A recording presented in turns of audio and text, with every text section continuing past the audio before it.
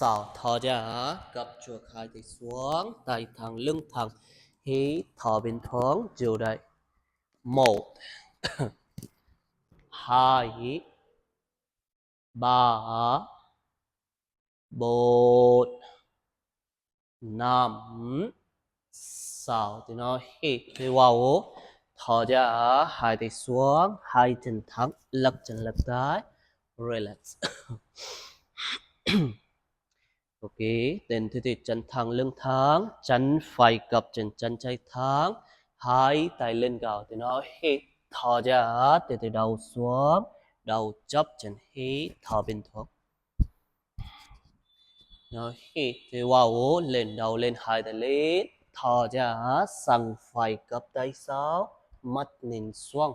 thì nó hít thì wow lên hai tay lên thọ ra cặp chuột hai tay xuống nó hít thì wow lên từ tiếp thọ ra sang phải hai tay xuống đầu xuống mắt nhìn xuống nó hít thì wow lên thọ ra cúi xuống bend forward slowly từ từ đây hít thọ bên thoáng dù 1 2 3 4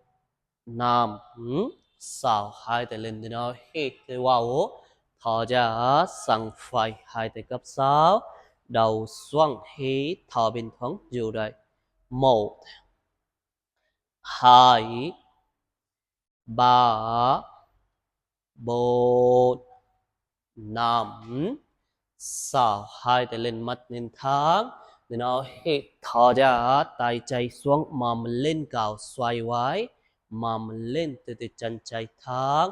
mà mình cao lên nục lên 1 2 slow từ từ 3 4 5 6 từ từ mầm xuống hai tay lên thì nó hít thở ra tay phải xoay tay hai tay đằng trái đầu xuống mắt nhìn xuống hít thở bên thoáng dù đây đầu chấp chân cô lên 1 2 3 4 5 6 đầu lên hai tay lên mắt nhìn thẳng thì nó hít thở ra chân phải cặp chân đầu gối xuống tay phải xuống mà mình lên xoay quay nục lên 1 2 3 4 5 6 từ từ mầm xuống hai tay lên thì nó hít thì wow thở ra tay phải nằm bên chân tay chạy cặp 6 nằm đùi phải mắt nhìn sau đầu lên mò ai chạy nục lên mắt nhìn sau 1 2 3 4 5 6 đầu lên hai tay lên thì nó hít thì wow thở ra hai tay xuống mà mình lên cao chân chạy thẳng mà mình lên 1 2 3 4 5 6 từ từ mầm xuống hai tay lên thì nó hít thở ra hai tay xuống từ từ cầm xuống nục xuống mắt nhìn thẳng hít thở bên thoáng 1 từ từ chân chạy thẳng 2 3 4 5 6 đầu lên hai tay lên thì nó hít thở ra hai tay xuống chân phải thẳng đổi chân slowly từ từ chân chạy cặp trên chân phải thẳng hai tay lên cao thì nó hít thì wow thở ra cặp chuột hai tay xuống đầu chấp chân thẳng đầu lên hai tay lên thì nó hít thì wow thở ra sang trái cặp tay sau mắt nhìn xuống từ từ tiếp đầu lên hai tay lên thì nó hít thở ra cúi xuống bend forward nó hít thì wow lên một lần nữa thò ra sang trái gập tay sáu mặt nhìn xuống nó hít thì wow lên thò ra cúi xuống bên forward hít thò bên thoáng dù đây một hai ba bốn năm sáu thì nó hít thì wow thò ra sang trái hai tay gập sáu đầu xuống mắt nhìn xuống một hai ba bốn năm sáu đầu lên hai tay lên thì nó hít thò ra tay phải xuống mầm lên cao xoay quay nục lên mầm lên cao nục lên chuột một hai ba bốn năm sáu thì mầm xuống hai tay lên thì nó hít thò ra tay chạy xoay tay hai tay đăng tay đầu xuống đầu chấp chân nhá slowly từ từ cô lên chân phải thẳng đầu xuống đầu chấp chân một hai ba bốn năm sáu thì nó hít thì wow hai tay lên lưng thẳng then slowly chân chạy đầu gối xuống tay chạy xuống mà mình lên xoay vậy cô lên một hai ba bốn năm sáu thì mầm xuống hai tay lên thì nó hít thò ra tay chạy nằm bên chân tay phải cấp sáu nằm đùi trái mà quay phải nục lên mặt nhìn sáu dự một hai ba bốn năm sáu đầu lên hai tay lên thì nó hít thò ra hai tay xuống mầm lên chân phải thẳng mầm cao lên dù đây một mầm lên cao hai ba bốn năm sáu thì mầm xuống hai tay lên thì nó hít thò ra thì bên trái hai tay xuống tay thẳng lưng thẳng thì cầm xuống mặt nhìn thẳng dù đây một hai ba bốn năm sáu đầu lên hai tay lên thì nó hít thò ra hai tay xuống chân thẳng relax từ hai chân gập sáu đến từ mầm xuống từ nổi xuống bên kia hai chân gập lưng thẳng đầu lên hai tay lên thì nó hít thì wow lưng thẳng mắt nhìn thẳng thò ra từ bên trái gập tay trái tay phải lên mắt nhìn lên dù một hai ba bốn năm sáu hai tay lên thì nó hít thì wow thò ra đôi bên gập tay phải từ mắt nhìn lên tay chạy thẳng một hai ba bốn năm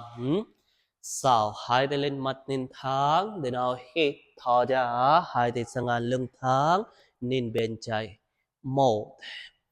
hai ba bốn năm sáu thì tay chạy xuống chân chạy nằm gót trên xoay quay xoay luôn mầm lên chuột thì nục lên mắt nhìn lên dù đây một mầm lên chuột hai ba bốn năm sáu mầm xuống hai tay lên thì nó hít thò ra sang phải lưng thẳng mắt nhìn phải dù đây một hai nhìn tay phải ba bột nằm xào tay phai xoang chân phai năm có trên xoay quay xoay lưng mầm lên chuốc dù đây slowly từ từ tay thẳng 1 2 3 4 5 6 thì nó hít thì wow hai tay lên mầm xuống hai tay chấp tay từ từ tay thẳng mò quay mò lưng trên mắt nhìn thẳng dù đây 1 2 3 4 5 6 thở ra hai tay sau lưng đằng trái từ từ cúi xuống bend forward slowly từ từ đầu xuống tay lên cao từ từ mò quay open your shoulder 1 2 3 4 5 6 đầu lên hai tay lên mặt lên thẳng để nó hít thở ra hai tay xuống từ từ mèo mắt lên thẳng lưng thẳng hai tay thẳng mắt lên thẳng slowly từ từ lưng xuống đầu lên để nó hít thở vào từ từ lưng xuống đầu lên mò vậy thở ra đầu xuống sit bừng hộp bừng một lần nữa nào hít thở vào từ từ lưng xuống mò vậy đầu lên open your shoulder thở ra tay thẳng sit bừng hộp bừng lần cuối last rồi nào hít thở vào từ từ mắt nhìn lên dù đây 1 2 3 4 5 6 thở ra từ từ đầu xuống sit bừng dù đây 1 2 từ từ lưng cao lên hop bừng 3 4 5 6 từ từ mắt nhìn thẳng lưng thẳng chân phải lên để nào hít thở vào slowly từ từ thở ra gập hai tay cầm xuống ngực xuống chân phải lên cao đầu lên thì nó hít thở vào hai tay thẳng thở ra gập chân phải slowly đầu xuống nó hít thở vào lên thở ra gập hai tay cầm xuống ngực xuống chân phải lên cao nó hít thở vào thở ra từ từ gập chân lần cuối nhá last for now hít thở vào thở ra từ từ xuống dù đây slowly từ từ chân cao lên dù 1 2 3 4 5 6 đầu lên hai tay thẳng để nào hít thở ra gập chân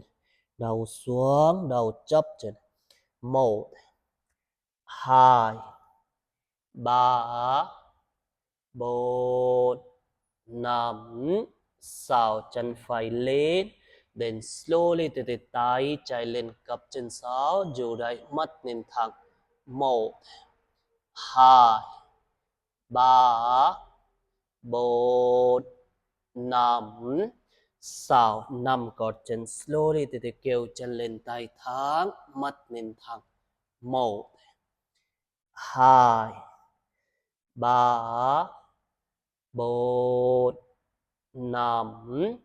6 thì nó hít thở vào tay thẳng chân thẳng thở ra gập tay trái slowly chân trái bàn chân bên trái chân phải gập chân sau tay phải lên mắt nhìn lên tay thẳng gập chân sau 1 2 3 4 5 6 tay phải nằm gót trên kêu chân lên tay thẳng chân lên cao slowly từ từ kêu chân 1 2 3 4 5 6 kế tay xoang chân xuống mắt nhìn thẳng slowly từ từ mèo đôi chân để nó hít thở vào chân trái lên thở ra gập hai tay cầm xuống ngực xuống nó hít thì vào lên đầu lên tay tháng thò ra cặp chân trái đầu xuống xít bụng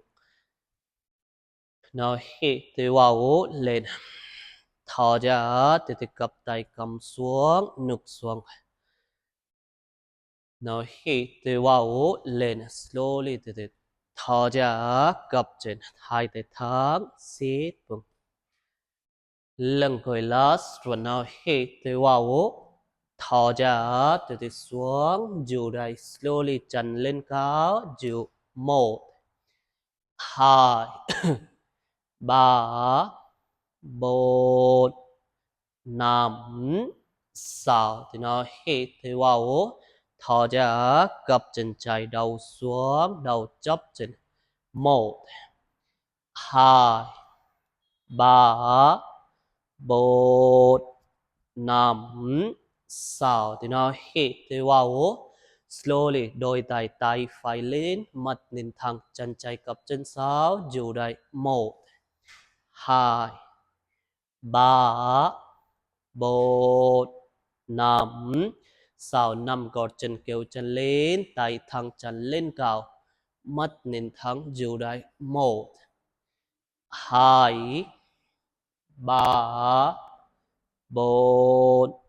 5 6 thì nó hít thì vào tay thẳng chân thẳng thòจะกับtay phải bên trái nhé slowly tay trái lên chân tráiกับsau mắt nhìn lên dù đây 1 2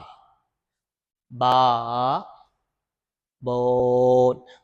5 6 nằm gọt chân chân lên cao dù đây slowly từ từ cô lên kêu chân lên 1 2 3 4 5 6 từ từ xuống em bé để nó hít thò ra gập chân mầm xuống em bé 1 2 3 4 5 6 từ từ mèo mắt lên thẳng lưng thẳng để nó hít thò ra mà mình lên đầu từ từ mầm lên đầu xuống tay thẳng chân thẳng hít thò bên thường quên ngược dù 1 2 từ từ cột chân xuống 3 4 5 6 hai chân đi bộ chuộc slowly chân sit lên chụp chân chân thẳng lưng thẳng hai chân đi bộ chuộc từ từ hai đi xuống đầu chấp chân dù đây sit vâng 1 2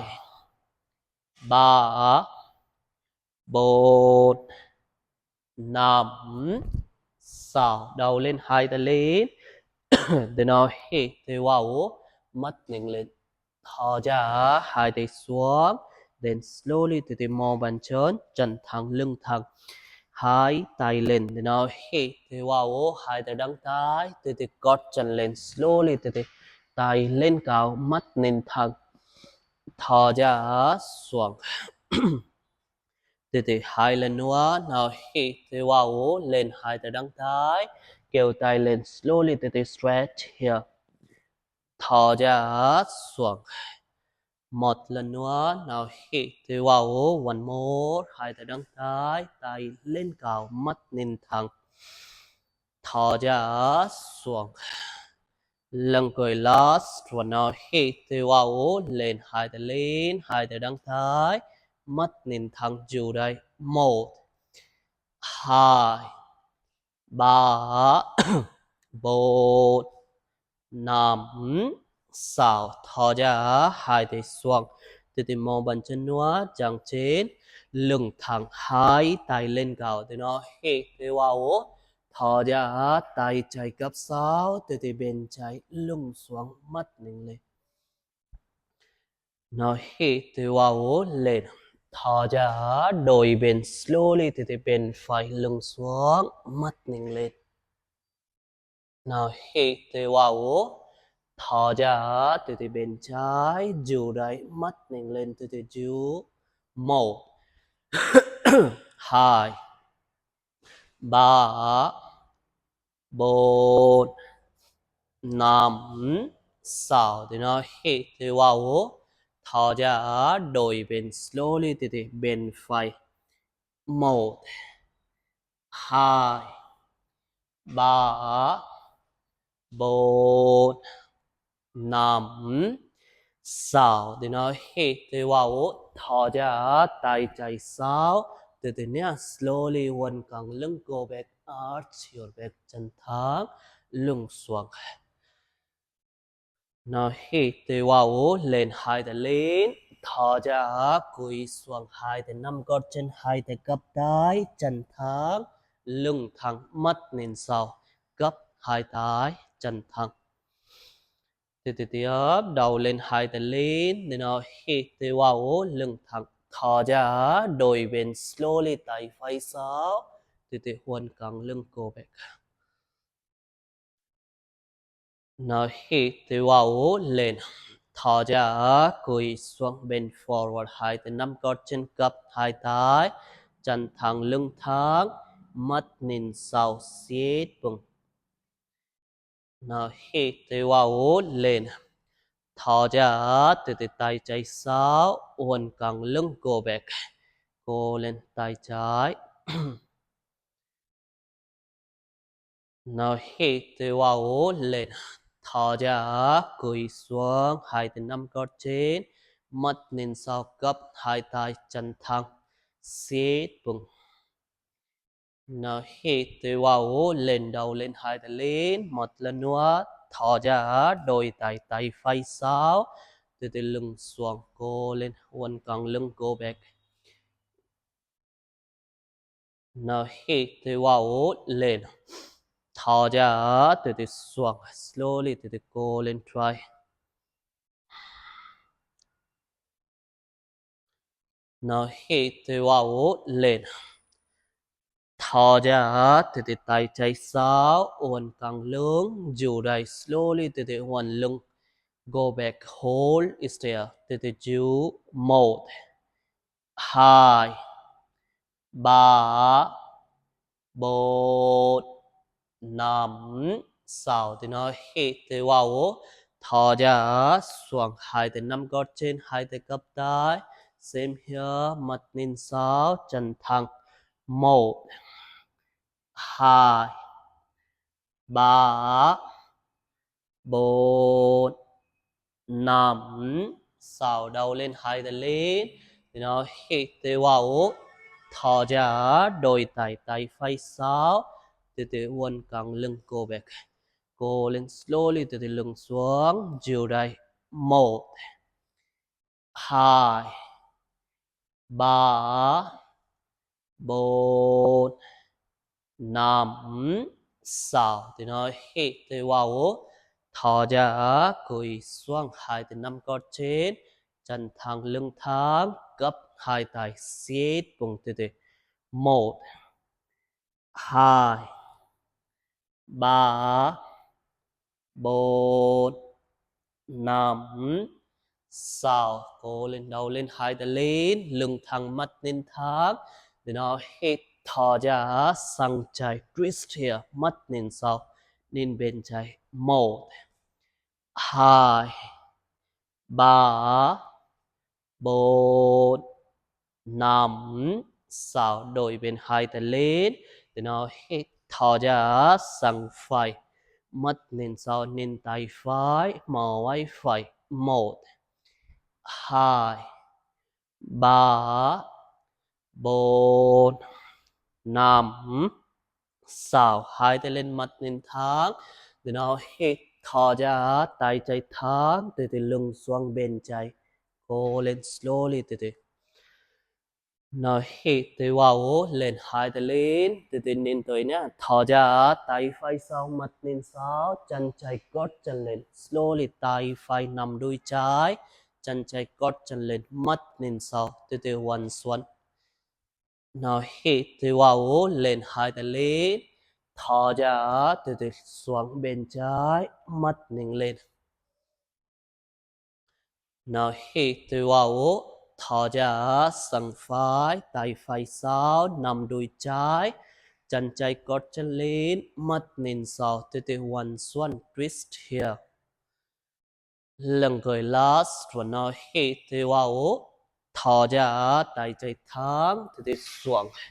cô lên chú đây nhé chú 1 2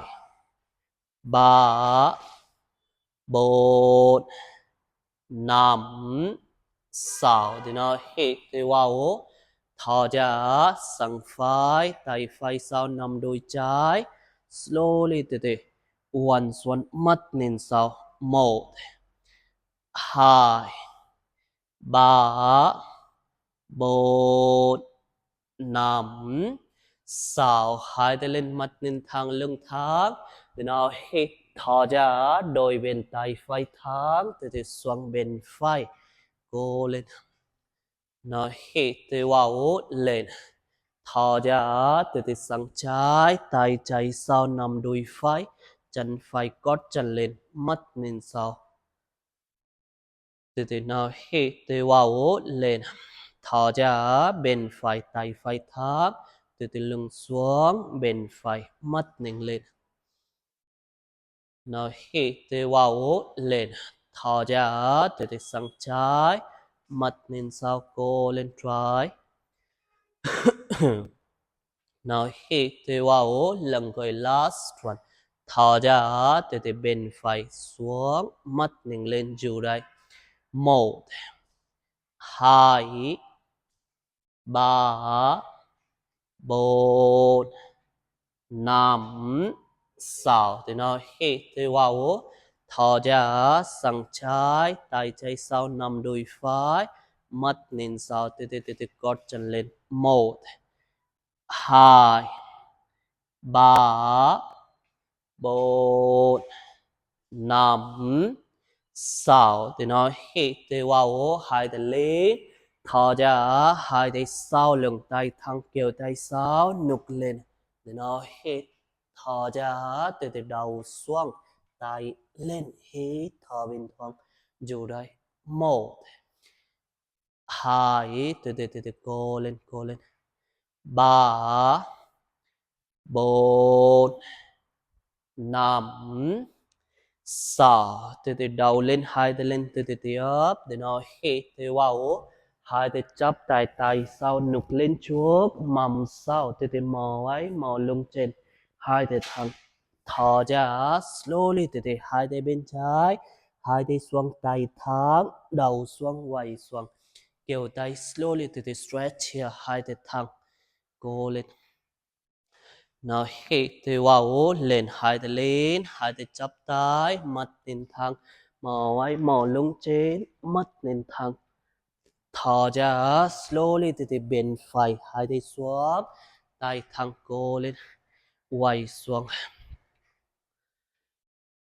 nó hít từ vào lần coi last one hai tay lên hai tay chắp tay mắt nhìn thẳng dù đây slowly từ mò lưng trên 1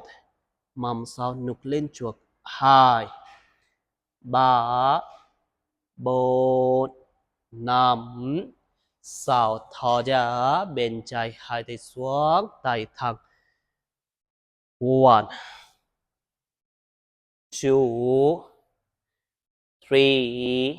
3 4 5 6 thì nó hít từ vào lên hai tay chắp tay mắt nhìn thẳng mò lưng trên nục lên chuột mầm sau mắt nhìn thẳng 1 mắt nhìn thẳng 2 3 4 5 6 thở ra bên phải hai tay xuống tay thẳng dù đây 1 2 3 4 5 6 ok thì nó hít từ vào cố lên lần quay last one thở ra hai tay xuống chàng chân nữa slowly từ chân thẳng hai tay lên thì nó hít từ vào thở ra hai tay sang ăn mầm xuống lưng thẳng gấp chân trái nó hít từ vào lên thò ra từ từ xuống một lần nữa nào hít thở vào thò ra bên trái nào hít thở vào lên thò ra bên phải lần cuối nha last one nào hít thở vào thò ra từ từ bên trái dù đây lưng xuống mắt nhìn thẳng dù 1 2 3 4 5 6 từ từ dù đây tay chạy cặp tay chân chạy lên slowly chân thẳng tay phải sang ngàn mắt nhìn thẳng cố lên mầm xuống 1 mầm xuống nữa 2 cố lên 3 4 5 6 đùng lên chân xuống 2 tay lên từ nó hít thở vào thò ra đôi bên cặp chân phải lưng thẳng mắt nhìn thẳng 1 2 3 4 5 6 cặp tay phải bàn tay xuống chân phải lên tay chạy sang ngắn dù đây 1 2 cố lên 3 chân thẳng 4 5 6 ok đùng lên thì nó hít thò ra chụp chân hai tay xuống lật chân lật tay relax từ từ sit lên nhé chụp chân thẳng lưng thẳng hai tay lên cao thì nó hít thở vào hai tay chắp tay thò ra quần cẳng lưng go back arch your back nào hít thở vào đầu lên mắt nhìn thẳng thò ra xuống hai tay xuống đầu chấp chân cấp hai tay chân thẳng lưng thẳng hai tay xuống mắt nhìn thẳng nào hít thở vào tay thẳng chân thẳng thò ra từ từ chân phải sau đầu gối xuống đầu lên hai tay lên nào hít thở vào mầm xuống mắt nhìn lên cố lên thò ra hai tay xuống chân chạy sau plank nhá lưng thẳng plank pose hopping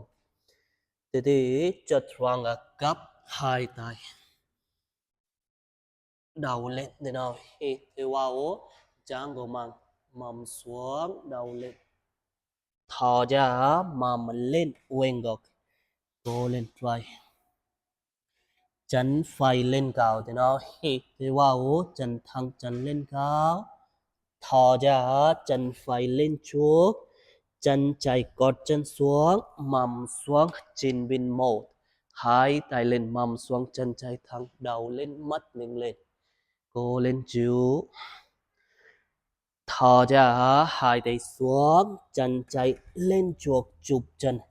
gấp hai tay đầu chấp chân cố lên sit bụng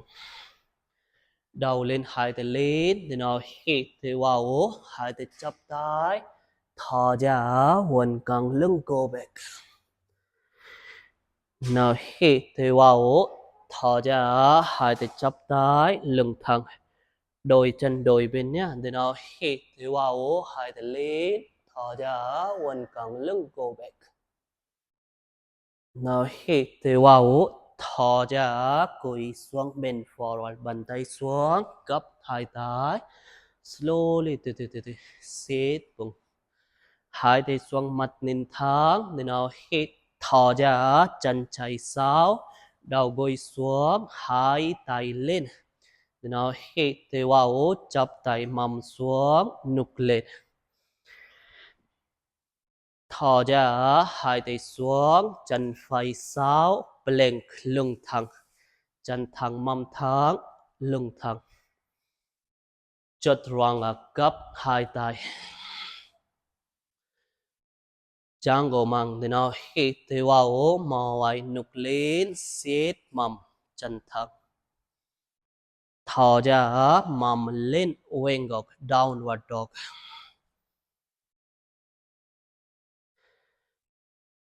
từ chân chạy lên cao, để nó hít từ vào chân lên cao, thò ra chân lên chuốc, chân phải cột chân xuống, chín bin một, hai tay lên, mắt nhìn lên, mầm xuống, đầu lên, nục lên. Thò ra hai tay xuống, mắt nhìn thẳng chân phải lên chuộc, chụp chân, gấp hai tay, chân thẳng, lưng thẳng, siết bụng. Đầu lên hai tay lên, để nó hít từ vào, thò ra quần cẳng lưng cổ về. Từ từ hai tay chắp tay, để nó hít thò ra, từ từ nhắm mắt lại, lưng thẳng,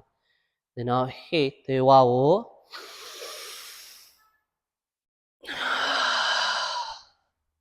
Nào hít từ vào.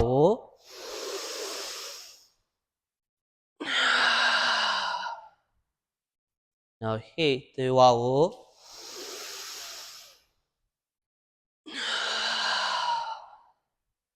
Mở mắt, hai tay xuống, lật tay lật chân, thả lỏng, relax. Nằm xuống. Chân thẳng, nằm xuống. Lật chân lật tay. Từ từ nhé, slowly, hai chân cấp, hai tay xuống, lưng thẳng, mầm lên, từ nào hít từ vào, lên mầm lên cao, hai chân cấp, mầm cao lên, nục lên chuộc, thò ra, mầm xuống. Từ từ tiếp, từ nào hít từ vào, lên hai lần nữa, two more, thò ra, xuống. Nào hít từ vào, lên, thò ra, xuống. Một lần nữa, nào hít từ vào, lên, thò ra, mầm xuống. Lần cuối nhé, last one, nào hít từ vào, mầm lên. Từ từ có, bèn xe, hai tay gấp tay, đầu lên, bèn xe, cô lên slowly, từ từ. Đầu lên, từ từ, tay thẳng, nục lên chuộc, slowly, từ từ. Một, hai, ba, bốn, năm, sáu. Rồi tốt, từ từ đầu xuống, mầm xuống, ôm gối, ôm chân. Để nó hít, thò ra, đầu lên đầu, chóp chân, siết bụng, từ từ. Một, hai, ba, bốn, năm,